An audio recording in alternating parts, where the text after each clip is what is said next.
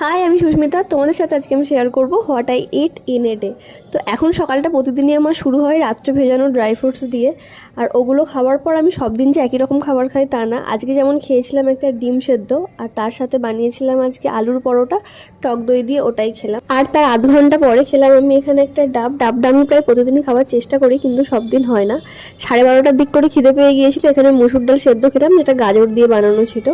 আর 1:30টা থেকে 2টোর মধ্যে আমি দুপুরের খাবারটা খেয়ে নিই। এখানে যা রান্না হয়েছে আমি সেটাই খাই, মোটামুটি সব দিন একই রকম রান্না থাকে না। আর খাবার পর একটুখানি টক দইও খাই মাঝে মধ্যে, সব দিন না।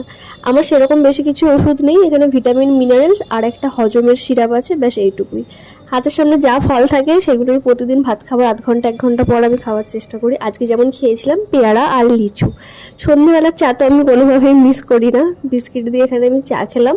আর 8টার দিক করে এই একটু ছোলা সেদ্ধ, যেটা আমি শুধু জাস্ট নুন আর অল্প একটু হলুদ দিয়ে সেদ্ধ করে রাখি, ওটাই খেয়েছি। রাত্রে আজকে ছিল রুটি আর তার সাথে আলুর দম। তারপর আমি খেলাম আমার ওষুধ, আর এইভাবে সারাদিন খেয়ে আমি আমার দিনটা কাটালাম।